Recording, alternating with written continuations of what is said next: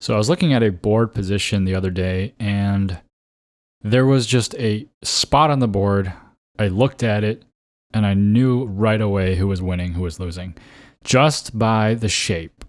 And I thought that was a very interesting observation. I mean, not to toot my own horn, for I made the observation, but I guess the observation that I made and the realization, that experience was interesting to me because, well, that shape interaction between the two colors, it didn't really show any significant point difference. Didn't really have like this big swath of territory for one color or another. But through that shape alone, I saw the winner and the loser. And it's just a matter of efficiency, I guess. But I thought it was very interesting because it's really hard to conclude the state of the board just from that one little thing. But that shape intuition is so important in the game that it just gave me the confidence to say one player was winning over the other just from that shape alone. And I think I've experienced this as well during games when a player allows me to make a certain shape. I'm like, I'm going to win this game. And it's not even, I don't know, it's very strange because I don't fully understand it, because when I make that shape, it doesn't seem like it's like a point of no return for the other player, but all the same I feel very confident in the result, or at least in the large advantage gained from it, and yet I don't fully understand that large advantage. Just to give you a little more visual, like just imagine two stones completely split by the other color with thick wall, and then those two stones are just kind of like stuck on each side, completely broken through. That shape is just kind of crazy powerful, and it can predict games. I don't know why, but it's like I just don't know I wouldn't know how to explain why that shape leads to a loss. I could just tell you like, hey, that's really inefficient for this color, but I really couldn't tell you like, because of its inefficiency, it's going to lead to X, Y, and Z, and that's why you're going to lose the game. So it's just a curious little thing about Go. You're listening to Starpoint, the show about Go for Go fans away from the board. Now, a game other than Go has been consuming my life as of late, and that game is called Pokopia. And if you don't know, it is a game where it's a cozy game, right? It's like Animal Crossing, if you've heard of that one. But basically, you're just taking care of these little Pokemon and building them habitats and giving them what they want and building your environment. And it's very relaxing and peaceful and calm. And there are a lot of cozy games out there. There's a whole genre of them, and a lot of people consider themselves cozy gamers. And there's a certain imagery that goes along with that. You're kind of tucked up in a blanket on an armchair, and it's just warm, fuzzy feelings, and you're not one of those hardcore CS players, or you don't play League of Legends or anything like that, or Rocket League or anything like that. You like to take it easy, and you're cozy, and you just kind of want to wind down with the game. That's the reason you play the games. And I thought, well, can Go be a cozy game? I think it's kind of infamously not a cozy game. Go is a very stressful game for many people. And so that's why it's not really considered a cozy game. And I think the fact that it is a competitive game, I don't think most people would consider any competitive game a cozy game, no matter how casual it can be. Like Mario Kart, for example, is not really considered a cozy game, even though it's like very casual and low stress. But I still think there's an argument to be made to say that Go can be a cozy game, or at least an argument to be made that Go is not as stressful, or can be not as stressful as a lot of people think it is. So what would actually make a cozy game? Well, it would first and foremost have to be relaxing. And we know that Go can be anything but sometimes. It needs to be low pressure, and also Go is very high pressure very often. Cozy games usually don't require a lot of thinking. Go requires quite a bit of thinking. Cozy games have low effort progression. You don't have to do too much in order to get to the next part. Well, if you're talking about progression in Go and you're talking about ranking up, that's not low effort. That is a very high effort to rank up. But I still think Go is cozy coded. I think there are cozy aspects of Go. It is a quiet game, right? It's quiet and it's peaceful. It appears peaceful. Sometimes the board isn't actually peaceful. But it feels peaceful. Like the aura of the game is very peaceful. It has a very soothing and satisfying tactile experience. Now, if you just like get rid of the gameplay, right? Get rid of the Go game and all the stress with the ranking and how complex it is, how difficult it is to learn this game. Well, you have a very cozy little experience of rattling stones and placing them on a piece of wood in an arranged fashion. And that itself feels kind of cozy, in my opinion. And the thing is that even the coziest games like Animal Crossing or Pokopia can be stressful themselves if you approach it that way. And a lot of people actually playing Pokopia have been overwhelmed. They feel kind of like there's too much to do out there. The thing is that you don't have to do any of that stuff, and the pressure is relieved, and yet people are still finding it stressful. And I think that's kind of similar to Go. Like, you don't have to pursue one Dan, you don't have to pursue DD or SDK. You can play Go just to see the stones click clack on the board. But a lot of people, they place this pressure on themselves, and so it's a lot about how you approach the game that makes it cozy or not. And I kind of thought of this idea when I was playing a correspondence game and I was going through my routine. And I've noticed that I do this thing where I look at my correspondence games, and more often than not, I'll just kind of look at the position. I'll go, here, this makes sense. Click. And I won't put that much thought into the move. And then I will come across a game where I look at it and I go, oh, I have to read. I have to read in this move. Like, this move, I can't just click because this looks good, this looks good. This is a situation where I actually have to figure out what's going on. And that instantly takes me out of this coziness, right? If I could just play every move in Go without thinking much, it would be very casual and very cozy. But alas, I go into the game and sometimes you have to read, actually. And if you try to eliminate reading from the game, the thing is that if you don't read, you lose. Because reading is such a fundamental part of the game. But I feel like there are ways to lessen the load of reading. Because reading is definitely one of the big reasons why Go may not be as cozy or stress-free. But I think there are approaches to the game that we can take. Because there are ways to be smart about it, right? If you're not as smart about it and you just want to avoid reading, what you might end up doing is play moves, assuming things work and not check, and then realize that they failed because your opponent read more than you or found a result that was better than what you had expected. But there's another approach, I think, that might work. I can't say for sure, but I think if you go this approach, and I think a lot of strong players actually do this, but you can go in and rather than playing a move that you just assume works without reading, you recognize when you're considering that move, oh, this move requires reading. This move may not require reading. It may not be as good as the other move. If I, for example, if I went into that move and read all the possibilities out, I probably have a much better move than the other one that I'm going to play. But this move over here, I know exactly what I'm going to get, and I'm not required to read that out.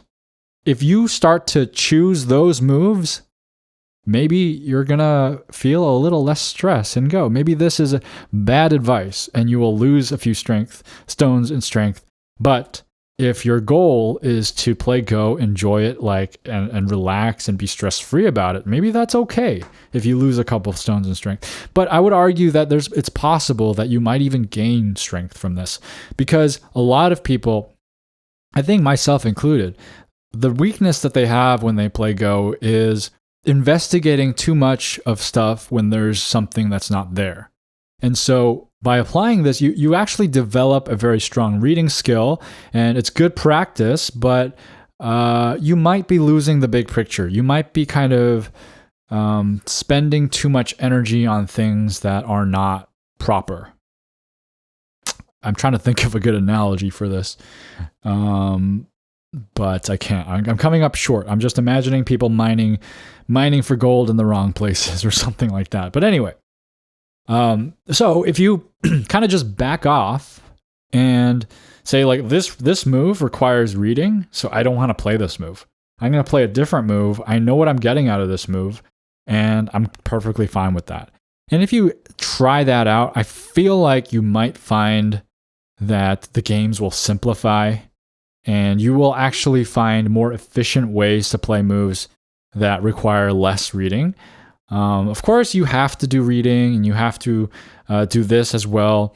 But I feel that Go is a game that you can approach in many different ways, depending on your attitude and your goals and how much you want to put into the game, what you want to get out of the game. And there are many ways to play the game. Some people may disagree. There's like one way to play the game, but for me, it's really up to the player. So, and if you're stressing out about Go, if you're feeling like reading is overwhelming, then maybe this is the approach you should take. I think I like to do that sometimes in my correspondence game. Sometimes I get really into it, and I get really into the reading, and I try to figure out something crazy. But a lot of other times I'm just like, you know what? This seems solid, and I'm just going to play this. I don't feel like reading everything out here. Or I read a few branches. Another reason why Go isn't cozy, Go is not cozy, is because it's, like I said before, a ranked competition. Any ranked competition, any competition where, especially where there are stakes, right? We have rating points that we're exchanging every time we play. That is not a cozy game. Cozy games are not competitive. That's just kind of the thing. Like if you have a game about fishing, Cast and Chill, for example, that's not a competitive game. If you have a game like Animal Crossing, you're not competing. You're just collecting stuff, designing stuff. That's the kind of thing it is. It's not a competitive thing. And the reason why Go isn't cozy is because it's so competitive. So how do we resolve that? If you want to make Go less competitive, or if you want to reduce rank anxiety, well, I would say there are a few steps you can actually take. One of them being play Go with a cozy person. Actually, playing in person itself, I think, will make the game a lot cozier. If you are playing online, it feels a little more stressful, I feel. I know that if you're going to play in person and you go to an actual rated tournament, that can be much more stressful than even an online game. But overall, if you just kind of meet with a friend or a fellow Go Club member, I feel the stakes are pretty low. You kind of know each other maybe, or even if it's your first game, you're just kind of testing the waters. And you kind of know what to expect. You don't feel like you're going to find out something about yourself that's going to scare you when you go online and suddenly you start losing ranks, right? If you play with another person in person, you have the tactile experience. You have the atmosphere of where you are that adds a lot to the vibe. And then you have the other person who, if they're a friendly person and you're comfortable with them, that can make the whole thing feel a lot safer. So I think if we implement a few things in our Go gameplay, we can successfully kind of frame this game as cozy. I feel like, as much as there are so many arguments why this game is not relaxing, it's very stressful, I still feel like there's something comforting in the DNA and something relaxing in the game that I feel like we can maybe bring that out, like an aroma that we can balance out. Okay, so what can we do? Like I said about reading, maybe don't try to go into the most complex variation. And this kind of requires a little collaboration from your opponent, right? If you're trying to do some light reading gameplay, you're not going super competitive and hard into the game, and your opponent is going the other way and they're reading like crazy, then, well, it's kind of hard. It might not be a good game. Unless they're much weaker than you, let them go crazy, then you will have a cozy game because if you're much stronger, you don't have to think too much. So it depends on the matchup and the people. But I would say don't eliminate your reading, but don't go crazy with your reading. Just do a little casual moves here and there just to verify, and I feel like that is enough to make Go a casual, comfortable, balanced game.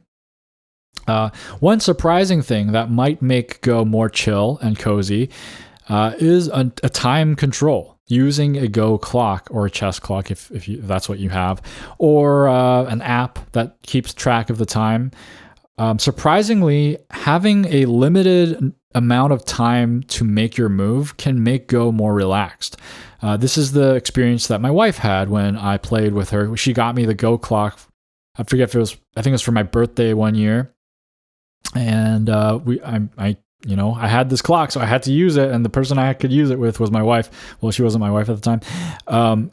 We played together, and she told me that having a limited amount of time made it less anxious for her because it killed her analysis paralysis. It forced her to just choose something, and being snapped out of that can really help make it less stressful. I mean, for some people, they may have the opposite experience. You might feel that time pressure is kind of like suffocating, but I think for the most part, if you get into the flow of it and you let go of that controlling aspect of yourself and you just let your body make the move, and you will make a few blunders here and there, and you will be like, you'll smack yourself on the forehead like, why did I make that move?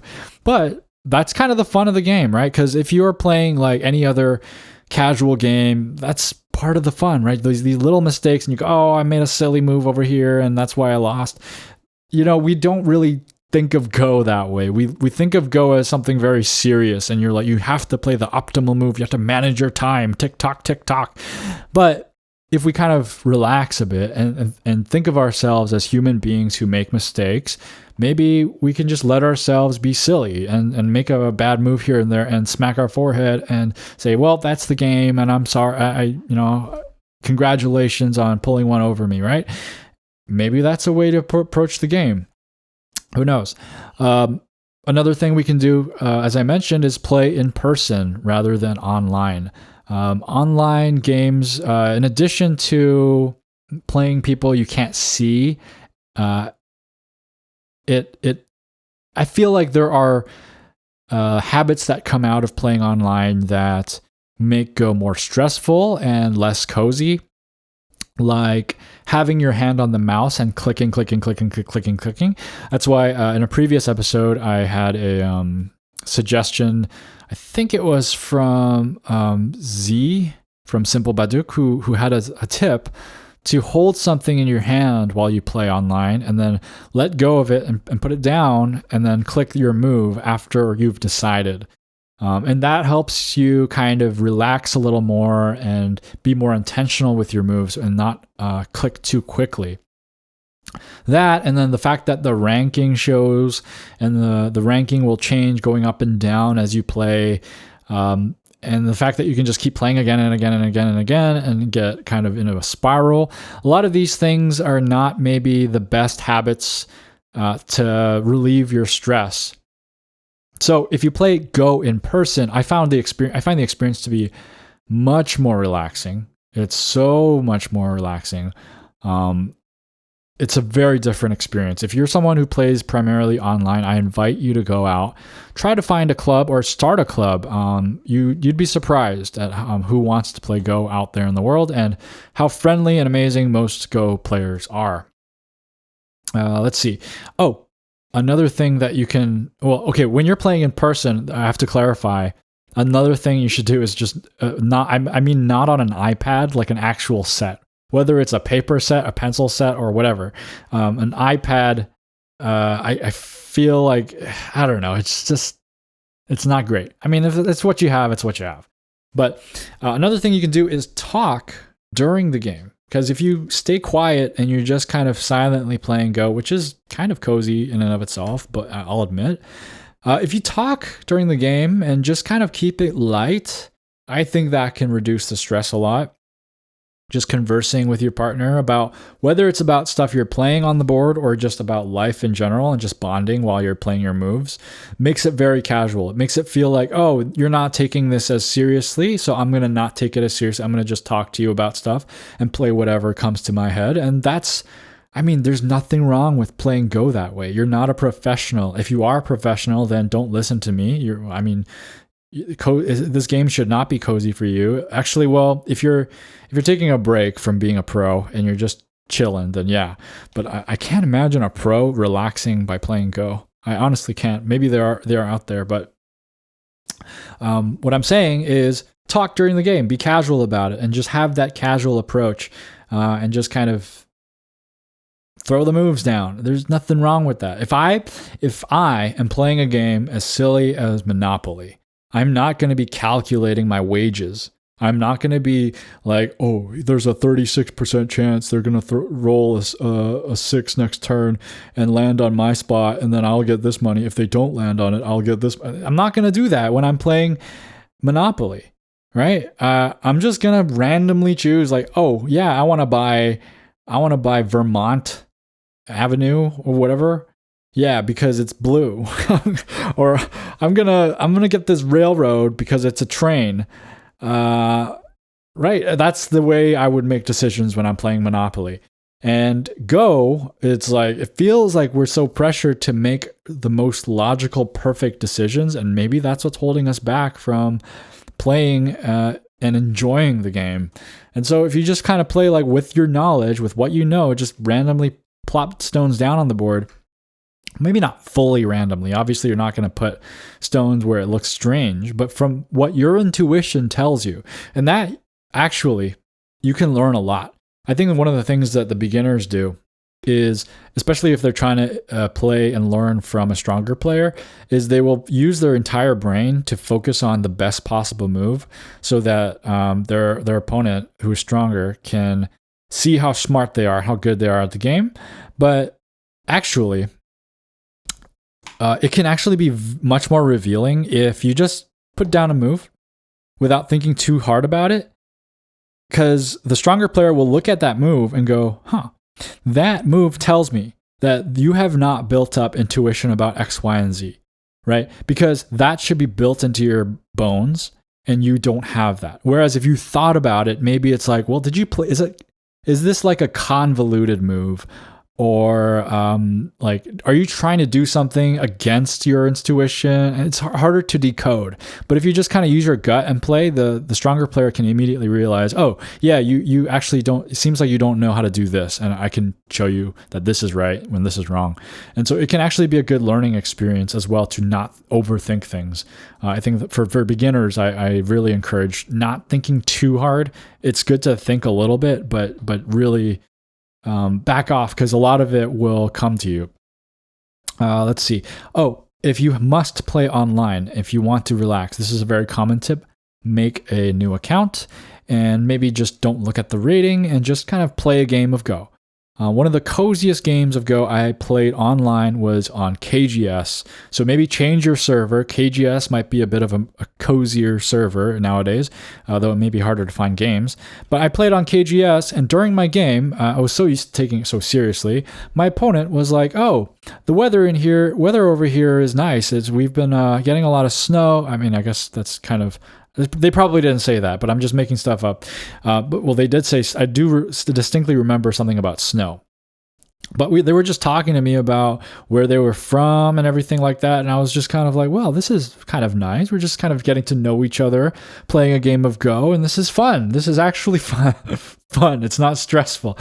Now, don't get me wrong. If you take Go seriously and you like really grind at it and really try to get good at it, and you get an intense game, that can be so much fun. It is very fun to do that. But it can also be fun when you just kind of casually play and watch the patterns sprawl all over the board. Another thing that you can do, I hate to say it, is you can play against AI. There, I said it. AI, I don't like to encourage AI games, but AI games can be cozier. I mean, maybe not. I feel like sometimes the AI is so annoying in the way it plays and how it pulls out this crazy strength from out of nowhere and outreads you and kills you. That is not cozy. But I don't know. Maybe AI, just because it doesn't have the stress of playing against people, can be something that makes Go a little less stressful, and that's why a lot of people do it. I think the coziest way to play Go, though, is to play Zen Go. Now, unfortunately, that requires 3 players. And just to recap, if you don't know what Zen Go is a game for 3 players and 1 Go board. And the first player takes black, makes a move. Second player takes white, makes a move. Third player takes black, makes a move. And now the first player takes white, makes a move. So every turn, you're going to be alternating a color. And so you really have no identity on the board, which is such an interesting concept. But what it leads to is you're not invested. You're not invested in the game. You just play based on your instincts and how you think about the board. And then you have this beautiful art piece that you share with 3 people. And it's great. And it's so relaxing, so stress-free. No one's trying to win. No one's trying to, no one's worried about losing. And so it's so cozy and relaxing to play. That's probably the top way to make Go cozy. And I'll leave you with one last suggestion to make Gozy. It's Gozy. To make Go as cozy as possible, which is to play it on a rainy day. If you play with the pitter-patter of the rain on the windows and you have the click-clack of stones in front of you, you don't need anything else. You don't have to worry about anything else. That is just sublime.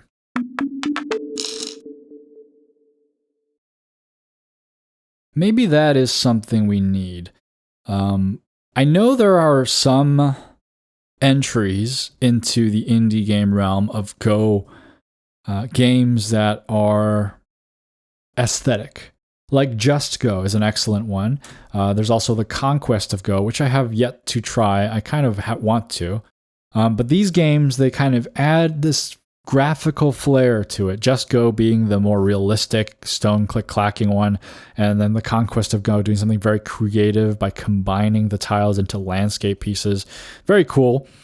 But maybe we need more of that. Maybe we need a Go server that has just a pristine set of sounds, a pristine set of graphics that just make it feel right. Because that's really, I think, the thing that's missing from online play that would make Go as cozy as possible, is the aesthetic and tactile nature of Go. And so maybe we need to enhance some of that. Or maybe you can play Fly or Die and make the Go stones explode into flames every time you capture and things like that. I don't know. But now it's time for the DDK Advice Corner, and the tip of the day is don't question the tried and true. Now, as with all the tips, they're always going to have exceptions to the rules. But when you have stones that you play that follow certain tried and true patterns, things that are just in your head as like, this is what you're supposed to do here. Don't question it too much and just play it, okay? I know, yes, you do need to question them from time to time, but I think that sometimes people may take it too far and they end up not playing the move, even though it is a very standard, tried and true move that is known to be good. It's hard to balance this piece of advice because on the one hand, I do want to say you should question everything and you should check everything, make sure you believe in everything that you play, and you know what you're playing and you understand what you're playing. But on the other hand, I'm just kind of saying, look, a lot of those moves are tried and true because they are very good moves. And if you question it too much, you may stray too far from it and you may not have a good foundation to analyze your moves from, right? If you have a good foundation of proper moves, you can deviate from that and kind of adjust to find more optimal moves as you play. But if you kind of question and kind of explode everything too much, what is that Gandalf quote? He who breaks a thing to find out what's inside has left the path of wisdom. That's kind of what I'm trying to say here with the Go move. Some of these moves are kind of just sacred, and use the power of that move, that tried and true move. And now it's time for listener mail. Paul writes, "You literally saved one player for the community, as I was at the point of quitting in frustration learning this game and came upon your podcast. The episode, Diagnose Your Go Condition, was an excellent piece of advice. Still learning and playing. Thanks, Paul." Well, that is, can I say, one of the most heartwarming things I've read. If somebody is discouraged about playing Go, and maybe this episode is aimed at you guys, because I know a lot of you guys are, to be able to help with that is amazing. It's a great blessing. So I really appreciate you reaching out and telling me this. That's a deep cut, right? Diagnose Your Go Condition. I believe that's a pretty early episode. It's about, if you guys have, if some of you, I know a lot of you like to go from episode 1 and go all the way up here, but some of you, if you're more of a present day listener, the Diagnose Your Go Condition episode was like how do you figure out what's wrong with your Go play type of thing. And so I'm really happy that that helped you, because that's kind of one of the missions of this show, I believe. So thank you for writing in, Paul. I really appreciate it. Dan writes, "Hi, Justin. I've been listening to the podcast for a while now, and I just wanted to say hello. I really appreciate your thoughtful and relatable style. It's been one of my favorite podcasts lately." Well, welcome aboard. Welcome aboard. You said a while now, so I guess it's not welcome aboard, but thank you for listening. Thank you for listening and enjoying the podcast. I've been playing Go for a couple years now. I've played fairly casually, most just against the computer in the Steam game Just Go. Oh, I just mentioned that. But I've also dropped in on our local Go club here in Vancouver and played a bit in person there. I've also taught a couple of friends and both of my kids. I think I'm somewhere around 15Q, but want to work my way up to single-digit Q. I had a really cool experience recently. We went on a family vacation in Japan, and I got to drop in at the Yushima Go Cafe in Tokyo. And I link this. There's an Instagram account, and this cafe looks so amazing. I was always wondering, like, if I find myself in Japan, how would I find a Go club to go to, or like a Go cafe to go to? Boom! If I ever find myself in Japan, I might drop by this one. This one looks great.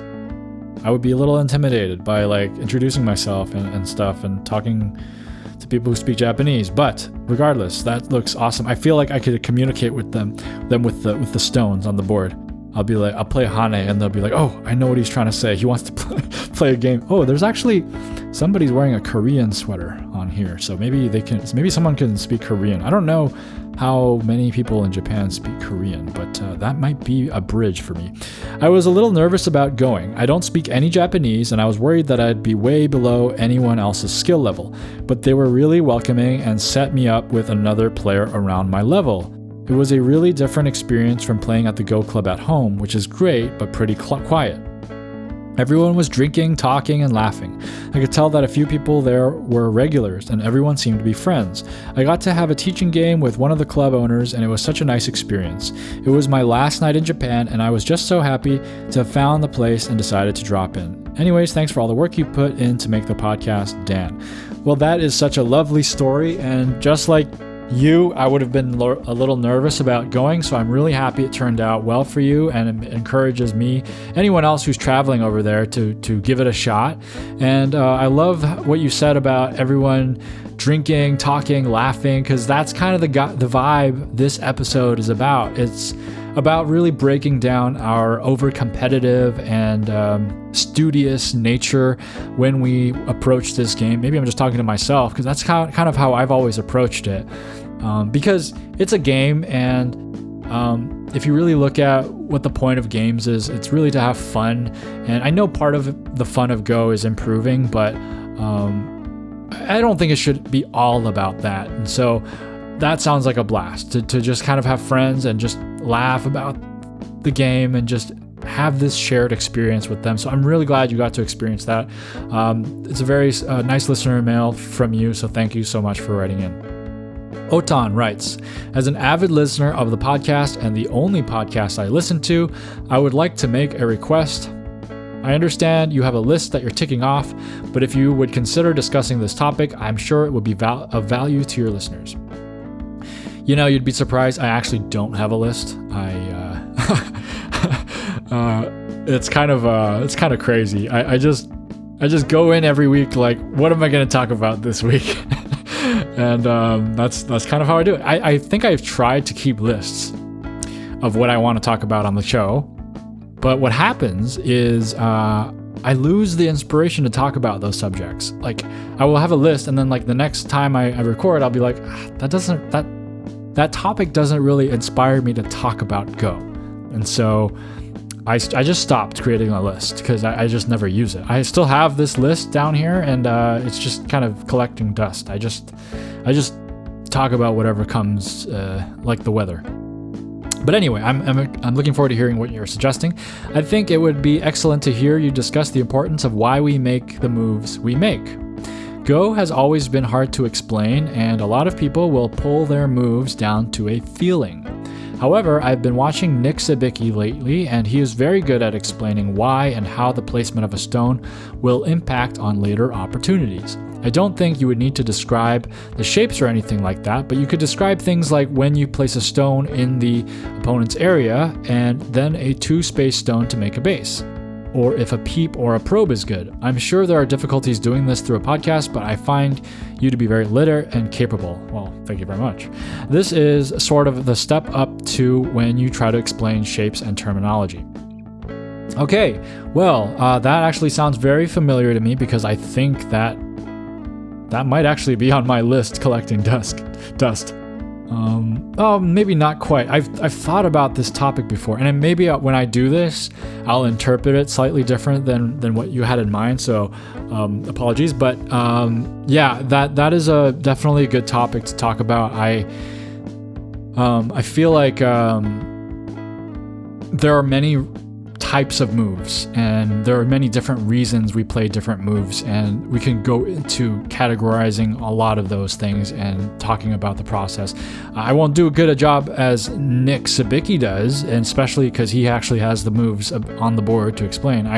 This makes me want to watch a Nick Sabicki video. I know he posted recently after he's kind of doing this like long hiatus between videos things. If that's working for him, that's great.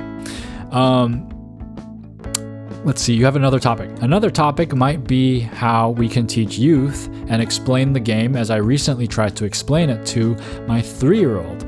He's pretty cluey and understands Atari, and upon trying to teach territory, he was able to create his own territory in a corner. After this, though, I wasn't sure where to go. If you read this at all, thanks. I look forward to the topics if you decide to discuss it/them. Well, thank you so much for those topic ideas. You know what? I'm going to write it down because I can always use ideas. So I will write it down right now.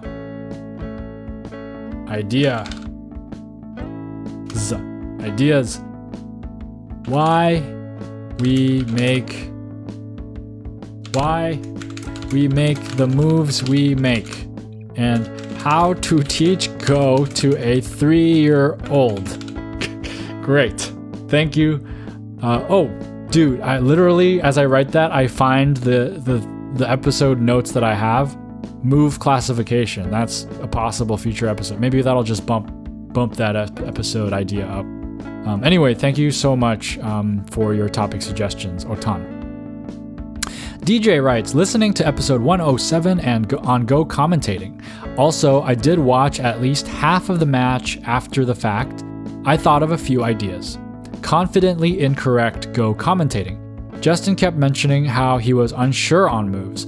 I would have loved it if he just went with commentating what he thought, even if incorrect. He could have followed up later if some stone placement later contradicted.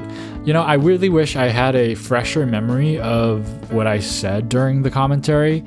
I would find it very difficult to just be like, I think this is a bad move, right? I don't know. I just don't feel like I have the authority to do that. I think I understand where you're coming from, and maybe a good commentator would just go for it.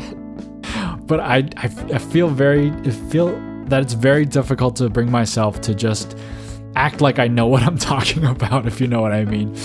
I have been watching Dungeon Crawler Carl, and there's a part where the crowd says glunk, glunk, glunk. That made me think it would be hilarious if there was those oddball sounds and graphics for different types of moves. As an example, if a pincer or clamp happens, have an old Batman type graphic come up on screen and maybe a Mortal Kombat sounding clamp or pincer. I know these ideas are very stupid, but could be funny and could be a personality. No, I don't think those are stupid at all. I think it's probably not the best for like a mainstream Go thing. But honestly, maybe once or twice, right? Like, let's say the AGA does something like that. Everyone cringes and kind of critiques it and laughs at it and makes fun of it. But it's something, right? It's something to talk about. It's just something thrown out there. Not really the image maybe the AGA wants to go for. But maybe a streamer. I mean, I think that's perfectly fine. That's great. Like, we need to have some like bounce and variety in our Go community. Anyway, thanks for writing in, DJ. Tyraniton writes, Justin, can I please use your intro sound effect as my text sound effect? Happy to pay for the right to use it, but I don't want to just take it and use it without your permission. I'll keep an eye on the Discord. I responded to Tyraniton personally as a comment on YouTube, but go for it. Like, if this is just like a personal thing, that where you just have a personal sound effect on your phone, like there's no reason to ask me even, really. Just do it. I'm not gonna find out about it. I'm not that proprietary. Now, if you start up a Go podcast and you use the startup sound for your Go podcast, that's a little sus. But even then, I'll be like, well, okay, I guess you like my sound effect. I'm not gonna copy strike you for that. So, I mean, that is to say, that would be a little weird. Anyway, yeah, feel free, Tyraniton. Sudo apt install creativity writes, develop between games to maintain forward momentum, restart refreshed and repositioned. Decide what you want to try doing differently from the last game based on lessons, new Joseki, Tsumeko, AI review, etc. Well, I don't remember what I said to prompt this advice, but it seems like very solid advice. And that's the basic loop. You play a game and you learn from it, and then you play the next game. So, good advice. Thank you for writing in. The question of the week this week. Have any of you been able to approach Go with a cozy game mindset? Have you ever played a game that was super cozy, or has Go always just been super stressful for you? I want to know if you've been able to make Go into a cozy game yourself. So share your thoughts on that question, or if you have any other thoughts about Go, leave a comment wherever you found this episode, or email me directly at starpointpaduk@gmail.com. That's starpointbaduk@gmail.com. If you're a YouTube listener, I'll greatly appreciate a like and subscribe if you haven't already. And if you're a podcast listener, reviews and ratings also help. You can also follow me on Spotify. A very special thank you to James B., Brandon S., Tristan, Jeff H., Tyraniton, and Andrew P. for supporting Starpoint. Thank you so much. If you want to support the show in any capacity, you can go to ko-fi.com/starpointpaduk. That's KO-FI. Or check out the Starpoint store at store.starpointpaduk.com. And come on over to the Discord. You can find the link in the description. Did you guys hear about the girl who captured the hearts of Go players just by the sound of her name? And her name was Annette. Thank you for listening. Keep playing Go.